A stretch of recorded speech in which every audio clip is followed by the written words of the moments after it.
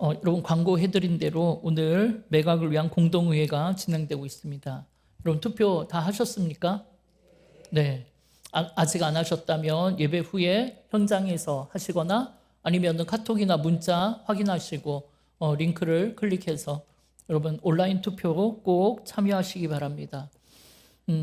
어떤 방법으로 투표를 하시든 한 가지만 참여하실 수 있습니다. 그래서 여러분 꼭 모두가 다 참여하심으로 우리 한 마음으로 공동회의가 은혜 가운데 잘 맞춰지길 바랍니다. 그런데 제가 그런 마음으로 기도를 계속하면서 지난 주간 교회를 또 살피고 있는데요. 이곳을 팔지 말아야 한다고 문자를 보내시는 분들이 있었더라고요. 물론 그렇게 말하는 것이 잘못된 건 아닙니다. 그렇게 말해야죠. 그럴 수 있죠. 그런데 그러면 당당하게 나는 이렇게 생각한다고 말해야지. 자기 신분도 밝히지 않고 자기 전화번호도 아니고 남의 전화번호로 그런 문자를 돌리고 있으니까 그건 스스로 생각해도 부끄러우니까 그런 것 아니겠습니까? 그런데 제가 그 문자 내용을 이렇게 보니까 여기가 기도가 쌓인 곳이라서 버리면 안 된다라는 거예요. 물론 틀린 말이 아닙니다. 맞는 말이죠. 여긴 선조들의 기도가 많이 쌓여 있는 곳이니까요. 그럼 여러분 보세요. 이렇게 선택과 갈등의 상황이 오면 그럼 우리는 어떻게 해야 한다고 배웠습니까? 싸워야 한다고 배웠습니까? 기도해야 한다고 배웠죠. 당연히 기도함으로 하나님의 뜻을 물어야죠. 이미 하나님의 뜻을 묻고 응답을 받았지만 제가 지난 주간 그 문자를 보고 정말 혹시나 또 우리 하나님의 뜻이 있을까 해서 하나님께 묻고 또 물었습니다. 그런데 그때 하나님이 주신 마음은 한결같이 남겨두지 말라 하는 마음이에요. 물론 이곳은 우리의 40년 눈물과 기도가 쌓인 곳이면 틀림없습니다. 그런데 여러분 여기에 우리의 눈물과 기도만 쌓였습니까? 그렇진 않아요. 이곳은 너무나 부끄럽게도 우리의 다툼과 분열의 장소이기도 해요. 그러나 그렇다고 지금 지나간 일에 잘잘못을 따질 필요는 없겠죠. 지나간 건 지나가게 둬야 돼요. 왜냐하면 우리는 새로운 피조물이니까요. 그 모든 모습이, 그 모든 역사가 저를 포함한 우리 모두의 연약한 신앙의 모습 아니겠습니까? 그런데 그런 우리의 얼룩진 모습에도 불구하고 그 모습 그대로 이곳에 또 나와서 예배하고 기도할 때 우리 하나님께서는 그런 우리를 은혜와 사랑으로 회복시켜 오늘도 이 자리에 앉게 하신 것 아니겠습니까? 그러나 이런 문제는 그런 얼룩진 우리의 모습 때문에 기도의 대가 끊어졌다는 것은 사실입니다. 이에 하나님은 이 장소를 보존하시기보다는 이곳에서 기도하는 삶을 보존하기를 원하고 계세요. 다시 말해 우리 하나님은 이곳이 없어지는 것이 안타까우신 것이 아니라 이곳에서 예배하던 이 자리, 우리가 기도하던 자리를 우리 자녀들이 이어가지 못하는 것이 지금 너무나 안타까우신 거예요. 예, 오늘 우리 또한 그걸 안타까워해야 하고 그걸 애달아야 하는 거예요. 예, 장소가 중요한 것이 아니라 그곳이 어디든 간에 그렇게 예배하는 삶, 기도하는 삶이 이어지도록 우리 자녀들을 눈물로, 기도로, 믿음으로 양육하는 것이 중요한 것인 줄 믿습니다. 우리 하나님 원하시는 것이 바로 그거예요. 그러면서 하나님은 이곳이 우상이 되질 않기를 원하고 계시더라고요. 성경에 보면 사람들이 그것을 또 그 물건을 신성시하거나 우상처럼 숭배할까 봐 우리 하나님이 의도적으로 감추시거나 사라지게 만든 것이 여러 개 있습니다. 대표적인 것 중에 하나가 모세의 지팡이예요. 모세가 들었던 놋뱀이에요. 출애굽 시절 백성들이 하나님을 원망하다가 불뱀에 물려 죽어나갈 때 하나님은 모세에게 놋뱀을 만들어 장대에 달아 높이 들게 하셨습니다. 그래서 그걸 보는 자는 모두가 치유되고 살아났죠. 그런데 그때 그 놋뱀은 하나님이 우리를 이렇게 구원하시겠다라는 구원의 약속이에요. 그리고 우리의 구원자 예수 그리스도를 그렇게 나무에 매달아 우리를 구원하시겠다라는 예표예요. 그런데 이스라엘 백성들은 그 노뱀에 무슨 신비한 능력이라도 있는 듯 수백 년이 지난 히스기야 왕 때까지도 그 노뱀에게 분향하고 절하고 우상처럼 섬기고 있었다라는 거예요. 그래서 결국 히스기야 왕은 종교 개혁을 단행해서 이를 과감하게 부숴버립니다. 여러분 열왕기하 18장 4절에 보면 히스기야가 여러 산당들을 제거하며 주상을 깨뜨리며 아세라 목상을 찍으며 모세가 만들었던 노뱀을 이스라엘 자손이 이때까지 향하여 분향함으로 그것을 부수고 느후스단이라 일컬었다라고 기록하고 있어요. 여러분 여기에서 느후스단이라는 말은 한낱 노조각일 뿐이다 라는 뜻이에요. 여러분 그걸 주신 하나님을 우리가 기억하고 그렇게 치유하고 회복하고 구원하신 하나님을 바라봐야지. 여러분 그 노뱀이 뭐라고 그걸 붙들고 사냐라는 거예요. 우리 하나님은 그걸 싫어하시더라는 거죠. 그런데 여러분 그것보다 더 대표적인 사례는 언약궤예요. 여러분 언약궤는 그야말로 이스라엘을 인도하고 보호하고 책임지시는 하나님의 임재를 상징하는 거잖아요. 그런데 그게 바벨론 침공 이후로 어느 날인가 온데간데 사라져버렸어요. 이에 예레미야는 예레미야 3장 16절에서 사람들이 여호와의 언약궤를 다시는 말하지 아니할 것이요 생각하지도 아니할 것이요 기억하지도 아니할 것이요 찾지도 아니할 것이요 다시 만들지도 아니할 것이라고 그렇게 하나님의 말씀을 선포했다는 거죠. 이렇게 인간은 눈에 보이는 특별한 것이 있으면 그것을 주신 하나님보다 그 물건을 더 소중히 여기고 더 높이는 죄악된 본성이 있어요. 이에 하나님께서는 우리 교회가 남들이 와서 구경하는 지난 시절 선교 열심히 했던 추억으로 남는 그런 박물관 교회가 아니라 오늘도 내일도 우리 한 사람 한 사람이 열방 가운데 실제 선교사로 살아가는 선교적 교회가 되기를 원하시는 줄 믿습니다. 물론 역사와 전통은 잘 보존해야 하는 게 사실이에요. 그러나 그것은 우리의 외형을 보존하는 것이 아니라 우리의 신앙을 보존하는 것인 줄 믿습니다. 이를 위해 하나님은 출애굽기 3장 7절에서 10절의 말씀을 통해 이미 우리에게 주신 이 소중한 4대 선교와 이를 위해 다음 세대를 다시금 선교의 세대, 부흥의 세대로 세우기 위해 새 성전에 꿈을 주신 것이고 이를 위해 과거의 영광을 붙들고 살아가는 인생에서 미래를 향해 하나님의 꿈을 붙들고 살아가는 인생이 되어 전쟁터와 같은 세상 속에서 우리 교회가 변함없이 소망의 등불이요 밝고 거룩한 믿음의 이정표가 되기를 원하시는 줄 믿습니다. 이에 오늘 이 공동회의가 그런 믿음과 소망을 우리의 사랑으로 고백하는 중요한 출발점이 되기를 주님의 이름으로 축원합니다. 여러분 처음부터 무거운 얘기를 드리긴 했지만 결국에는 이 공동회가 하나님 은혜 가운데 잘 맞춰질 것이며 하나님은 우리를 선히 인도하신다는 이야기예요. 그러면서 오늘 이야기로 넘어가면 오늘도 우리는 전쟁 이야기를 하나 할 건데요. 오늘은 그 유명한 너무나 여러분이 잘 알고 계시는 아말렉과의 전쟁이에요. 여러분 이 아말렉과의 전쟁이 유명한 이유는 이스라엘이 출애굽한 이후에 처음으로 치르는 전쟁이기 때문입니다. 그럼 여러분 왜 하나님은 많고 많은 족속 중에 하필이면 제일 처음으로 이 아말렉 족속을 택하셨을까요? 여러분 그것은 출애굽한 이스라엘 백성들에게 약속과 비전의 말씀을 확인시켜 주므로 그들을 믿음의 장자로 서게 하려는 거예요. 이를 위해선 이 아말렉 족속이 안성맞춤이기 때문입니다. 여러분 본래 이 아말렉은 이스라엘의 조상인 이삭의 두 아들이 있죠. 누굽니까? 에서와 야곱이에요. 그 중에 장자인 에서의 후예가 아말렉이에요. 그러니까 아말렉과 이스라엘은 본래 친척이에요. 아말렉 조상인 이 아말렉이 바로 이 에서의 손자거든요. 그렇다면 이 아말렉은 어렸을 때부터 할아버지 에서하고 같이 살았을 거예요. 그러면서 아마 그의 영향을 받았을 겁니다. 그러면 여러분 에서의 특징이 뭡니까? 그것은 바로 하나님의 약속, 하나님의 말씀을 소홀히 여긴다라는 거예요. 그래서 장자권도 팥죽 한 그릇에 팔아버렸잖아요. 이로 인해 에서의 불행이 시작된 것 아닙니까? 이렇게 에서는 영적인 일에는 관심이 없어요. 밖에 돌아다니기를 좋아하고 사냥 좋아하고 먹고 즐기는 것을 좋아했습니다.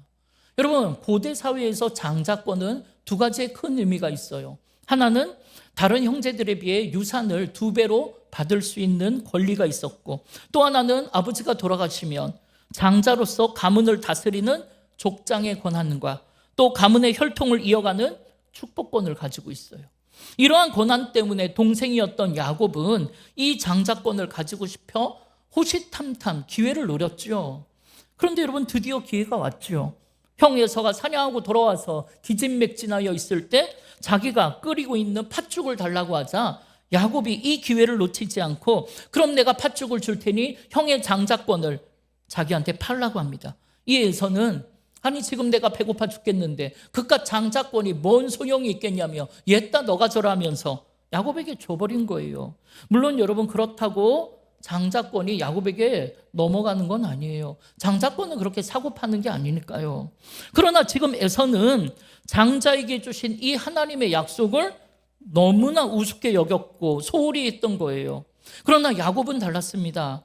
그는 장자권이 무엇이며 그 안에 담긴 하나님의 약속, 그 축복의 가치를 아는 사람이에요. 여러분, 이 믿음이, 이 마음이 너무나 중요합니다. 우리 또한 지금 당장 배부르고 세상 즐거움을 누리고 많은 물질을 소유하는 것보다 나에게 주신 이 하나님의 약속이 얼마나 중요한지를 깨달아야 하는 거예요. 그럼 여러분은 여러분의 인생에 어떤 약속의 말씀이 있었습니까? 그럼 그렇다면 그것을 지금 기억하고 소중히 여기고 계십니까? 혹시 에서처럼 팥죽 한 그릇을 먹기 위해 세상 먹고 사는 문제 때문에 하나님의 약속을 팔아버리고 잃어버린 것은 아닙니까?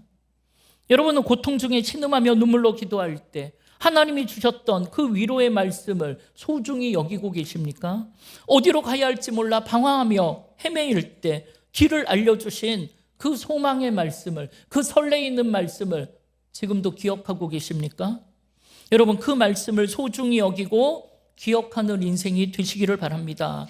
그렇지 않으면 하나님을 대적하는 에서의 후예 아말렉 족속이 되는 거예요. 이렇게 오늘 이 에서의 후예 아말렉과의 전쟁은 바로 그런 약속의 말씀을 기억하고 확인하고 지켜내기 위한 싸움인 것입니다. 그래서 이 싸움을 세상의 혈과 육의 싸움이 아니라 악한 영들과의 영적 싸움이라고 부르는 거잖아요. 이렇게 우리가 하나님의 약속의 말씀을 소중히 여긴다는 것은 내 삶의 방향을 오직 하나님께 두는 거예요. 이 하나님은 오늘 우리에게 내가 너에게 준 그 장자권, 그 약속의 말씀이 어디에 있냐고 물으실 거예요. 다시 말해, 지금 너의 마음이, 너의 삶이 어디를 향하고 있냐고 물으실 거예요.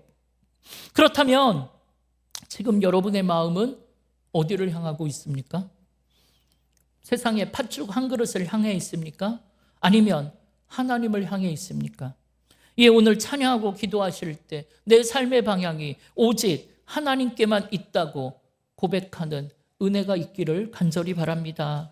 그리고 나에게 주신 이 말씀의 능력으로 하나님을 대적하는 저 세상의 아말렉을 다 이기고 장자의 축복을 받으시기를 주님의 이름으로 축원합니다. 그런데 여러분, 그때 기억해야 될 것이 하나가 있어요. 그게 뭐냐면 아말렉이 이스라엘을 공격할 때 누구를 공격했는가 하는 것입니다. 여러분, 그때의 상황을 기록했던 신명기 25장 18절에 보면 뭐라고 합니까? 읽겠습니다. 곧 그들이 너를 길에서 만나 네가 피곤할 때 내 뒤에 떨어진 약한 자들을 쳤고 하나님을 두려워하지 아니하였느니라. 아멘. 여러분, 아말렉이 누구를 쳤다고요? 약한 자들. 그런데 피곤하여 무리에서 떨어진 약한 자들을 쳤다라고 성경은 기록해요. 여러분, TV에서 동물 나오는 프로를 보면 맹수들이 막 사냥을 할 때 먹잇감을 발견하고는 가만히 주위를 빙빙 맴돌다가 거기에서 뒤처지고 약한 동물을 공격해서 잡아먹는 장면을 보곤 하죠. 그런데 이는 영적 세계도 마찬가지예요. 오늘도 사탄은 우리 중에 누구를 공격할 거냐면 약속의 말씀을 잊어버린 사람들, 하나님의 말씀 소홀히 생각하는 사람들, 신앙의 열정이 식어버린 사람들, 신앙생활 열심히 하다가 이런저런 이유로 뒤처진 사람들을 공격할 거예요. 그럼 무엇으로 공격할까요? 바로 아말렉 족속이 무너졌던 그 팥죽 한 그릇으로. 세상 먹고 사는 문제를 가지고 하나님의 말씀을 저울질하게 만들고 하나님을 의심하게 만들 거예요. 그래서 결국 안목의 정욕, 이생의 자랑거리를 찾아 세상을 돌아다니도록 우리를 붙잡고 흔들 거예요. 그게 결국 하나님부터 멀어지는 겁니다. 그럼 여러분, 이런 아말렉과의 전쟁에서 이기려면 여러분 어떻게 해야 합니까? 여러분, 첫 번째 필승 전략은 아말렉과 같은 사탄의 공격 대상이 되지 않도록 뒤처지지 않는 거예요. 여러분, 예배 생활 잘하다가 뒤처지지 마십시오.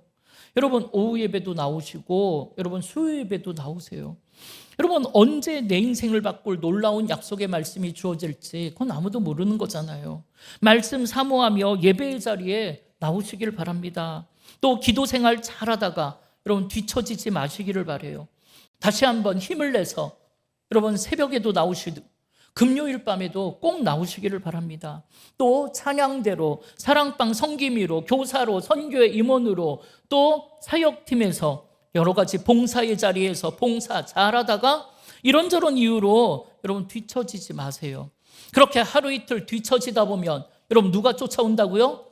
아말렉이, 세상의 아말렉이 쫓아와서 우리를 확 덮칠 거예요.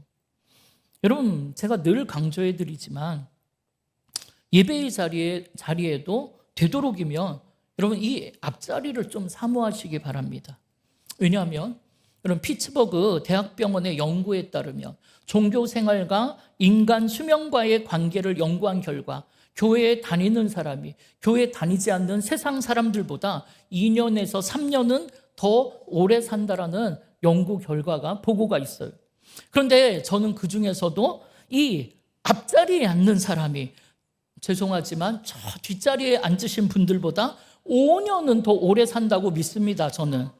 왜냐하면 이 앞자리는 한 주간 기도하면서 말씀을 준비했던 목사님의 이 영적인 에너지, 영적인 사랑을 가장 가까이서 가장 뜨겁게 받을 수 있는 자리이기 때문입니다.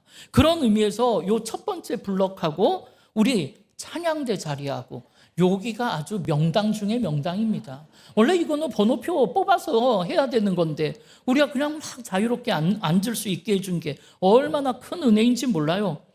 여러분, 저 뒤에 앉으면 이상하게 말씀도 잘 안 들려요. 왜냐하면 폭포수처럼 쏟아지는 이 말씀의 에너지가 이 첫 번째 블럭에서 한 50%를 가져가니까요. 그러면 그 다음 중간 블럭은 폭포수가 한 소낙비로 변해요. 그럼 거기에서 또 한 30% 가져가고 그러고 나면 저 뒤까지 가면 가랑비로 변해갖고 부슬부슬 그래서 그걸로 그 심령이 충만해질까?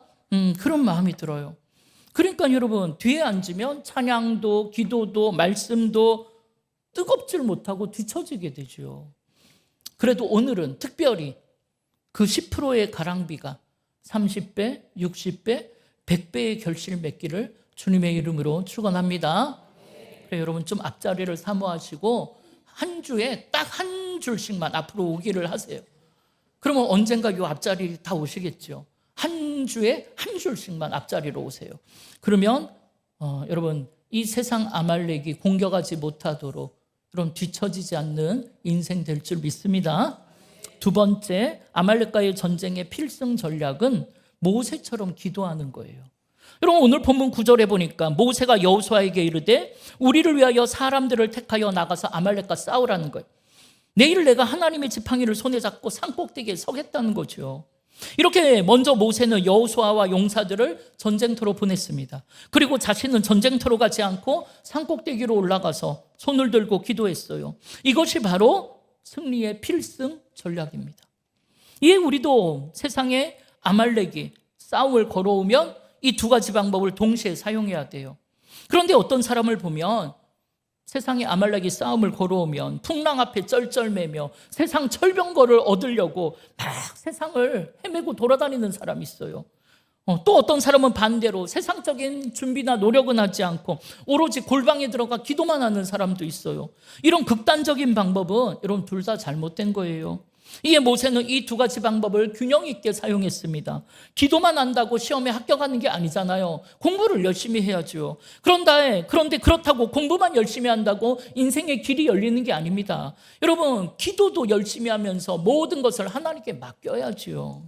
이에 모세는 여호수아를 전쟁터로 보낸 후에 산에 올라가 손을 들고 기도했고, 여호수아는 그 밑에서 정말 목숨 바쳐 힘을 다해 싸웠어요. 여러분, 모세는 전쟁터에서 자식 같은 용사들이 피 흘려 죽어가는 것을 보면서도 그 발걸음을 전쟁터가 아닌 산꼭대기로 옮겼습니다. 어떻게 보면 오해하면 자기만 산으로 도망가서 살겠다는 것처럼 보이겠지만, 여러분, 이 전쟁의 승패가 어디에서 갈렸습니까? 모세의 기도하는 손에서 갈렸다는 것을 기억하시기 바랍니다. 따라서 세상이 우리에게 싸움을 걸어온다면 우리도 제일 먼저 모세처럼 기도의 손을 들어야 하는 거예요. 내 앞에 닥친 현실이 너무나 급박하고 어렵고 마치 죽을 것 같은 마음이 들어도 여러분, 그 문제를 들고 하나님께 나아간 모세처럼 우리도 기도의 골방, 기도의 산으로 올라가시기를 바랍니다. 이것이 세상의 기준으로 볼 때는 미련해 보이고 이해되지 않겠지만, 여러분, 우리가 기도함으로 이 문제를 하나님께 먼저 맡길 때 여러분, 그 문제는 풀리기 시작할 거예요. 급할수록 바쁠수록 기도해야 한다라고 하잖아요. 기도하지 않는데 어떻게 성령의 역사가 일어나겠습니까? 기도하지 않는데 어떻게 문제가 풀리겠냐라는 거예요. 이에 우리가 전쟁 같은 인생을 앞두고 해야 할 가장 중요한 일은 바로 기도하는 일인 줄 믿습니다. 기도하면 우리가 이기고 기도하지 않으면 세상 아말렉이 이긴다는데 어떻게 기도하지 않을 수가 있겠습니까? 여러분, 승리를 향한 기도의 용사로 살아가시기를 바랍니다.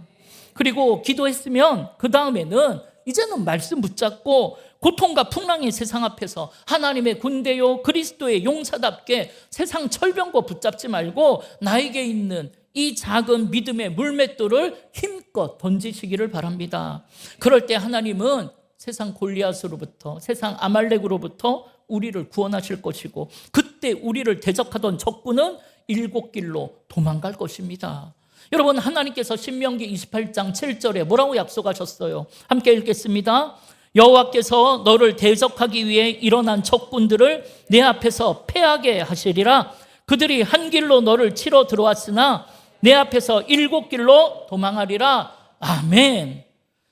여러분, 오늘 우리가 기도하고 믿음으로 달려갈 때 이 약속이 그대로 이루어지는 승리의 축복이 있기를 주님의 이름으로 축원합니다.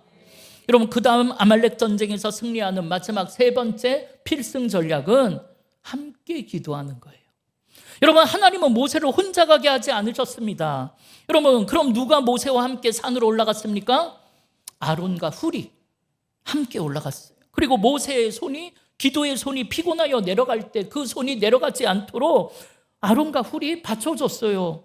이렇게 우리의 삶에는 기도 동역자가 반드시 필요해요. 혼자서는 승리하기 어렵습니다.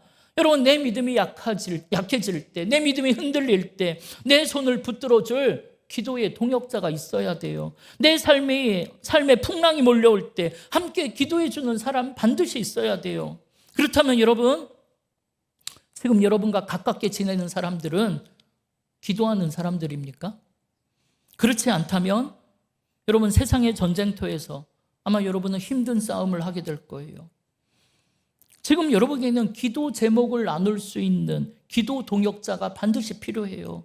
그렇지 않다면 결국 그 싸움에서 지게 될 것입니다. 여러분, 우리의 삶에는 같이 밥 먹어주고 수다 떨고 그렇게 위로하고 격려하고 그러는 사람도 필요하지만 그보다는 정말 진심으로 나를 위해 기도해 주는 사람이 꼭 필요해요. 그러기 위해서는 내가 먼저 다른 사람들의 진실한 기도 동역자가 되기를 바랍니다. 그래서 우리의 가정, 우리의 사랑방이, 우리 교회가 기도하는 공동체, 만민이 기도하는 집이 되기를 주님의 이름으로 축원합니다. 근데 어떤 분들은 목사님, 저는 예수 믿은 지 얼마 안 돼서 함께 기도할 사람도 없고 나를 위해 기도해 주는 사람은 더더욱 없다고 말하시는 분들도 계세요. 그러나 여러분, 그렇더라도 여러분 절대로 걱정하지 마세요. 두려워하지 마세요. 여러분, 로마서 8장 26절에 뭐라고 했습니까? 우리 함께 읽겠습니다. 이와 같이 성령도 우리의 연약함을 도우시나니 우리는 마땅히 기도할 바를 알지 못하나 오직 성령이 말할 수 없는 탄식으로 우리를 위하여 친히 간구하시느니라. 아멘. 또 그 밑에 로마서 8장 34절은 뭐라고 합니까? 함께 읽겠습니다. 누가 정죄하리요? 죽으실 뿐 아니라 다시 살아나신 이는 그리스도 예수시니 그는 하나님 우편에 계신 자요 우리를 위하여 간구하시는 자시니라. 아멘. 여러분, 이렇게 아무도 날 위해 기도해 주는 사람이 없더라도 우리의 연약함을 도우시는 성령님께서 지금도 날 위해 눈물로 기도하시는 줄 믿습니다. 또 부활 승천하신 우리 주님이 마치 여호수아를 위해 모세가 산꼭대기에서 기도했던 것처럼 그 주님이 지금도 하나님 우편에서 나를 위해 기도하고 계시는 줄 믿습니다. 이에 비록 우리를 공격하는 세상의 아말렉이 아무리 무서울지라도 여러분, 그 아말렉을 두려워하지 말고 지금도 날 위해 기도하시는 주님만 의지하고 말씀과 기도의 능력으로 모든 환난 이기고 승리의 삶을 살아가시기를 바랍니다. 마지막으로 오늘 본문 14절에 보니까 하나님은 모세에게 이번 승리가 한 번으로 끝나는 게 아니랍니다. 아말렉과 같은 세상의 악한 영들이 공격할 때마다 그들과 대대로 싸워 승리케 해주시겠다라고 약속하셨어요. 이에 모세는 그 약속의 말씀을 붙잡고 그곳에 감사의 제단을 쌓고 그 이름을 여호와 니시라고 했어요. 이는 여호와는 나의 깃발, 승리의 깃발이란 뜻이잖아요. 따라서 내일 당장 마실 물이 없고 먹을 떡이 없어도 직장에 어려움이 있고 육신의 고통이 나를 짓누른다 할지라도 오늘 내 삶을 승리로 이끄시는 여호와 니시, 승리의 깃발을 붙잡고 기도의 손을 높이 들면 여러분, 우리의 삶은 매일매일 백전백승하는 줄 믿습니다. 예, 이번 한 주간 그런 믿음의 삶을 통해 전쟁터와 같은 세상에서 승전가 부르며 달려가시기를 주님의 이름으로 축원합니다. 우리 그 마음을 담아서 우리 함께 찬양할 텐데요. 여러분, 이 찬양 들으실 때 여러분, 누군가 여러분을 위해 기도하는 분이 있다는 걸 기억하고 여러분, 위로와 은혜 받으시길 바랍니다.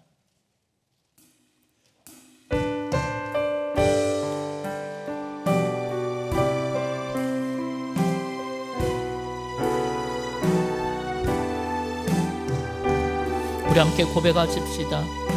당신이 지쳐서 기도할 수 없고 당신이 지쳐서 기도할 수 없고 눈물이 빗물처럼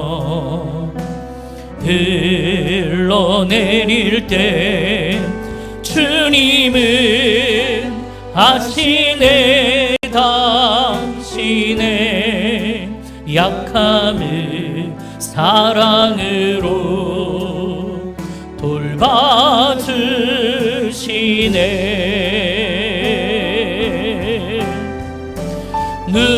누군가 널 위하여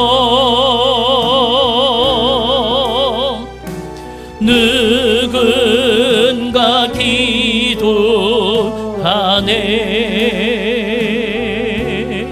내가 홀로 외로워서 마음이 무너질 때 누군가 널 위해 기도. 당신이 외로이 홀로 남았을 때 당신은 누구에게 위로를 얻나. 주님은 아시네. 당신의 마음을 그대 홀로 잊지 못함을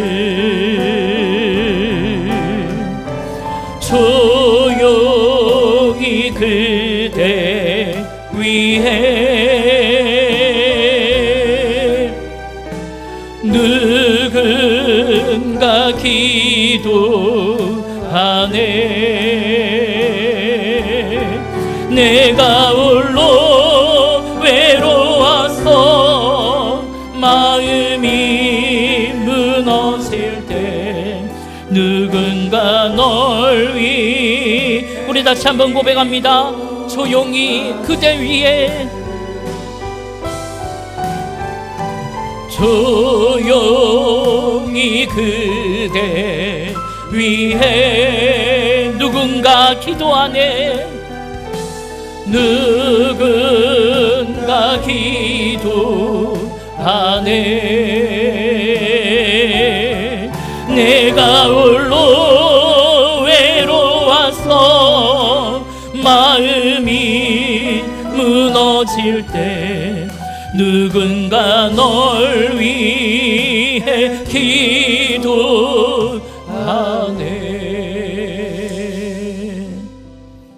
여러분 아멘이십니까? 아멘이죠. 아무도 여러분을 위해 기도하는 사람이 없을 것 같아도 여러분, 우리 주님은 여러분을 위해 지금도 기도하고 계실 줄 믿습니다. 여러분, 우리 교회는 여러분을 위해 기도할 것입니다. 여러분, 두려워하지 마세요. 외로워하지 마세요. 걱정하지도 마세요. 여러분, 나에게 주신 약속의 말씀 붙잡고 여러분 기도하며 나아가면 여러분 승리는 우리의 것인 줄 믿습니다. 여러분, 이 시간 우리 함께 기도하십시다.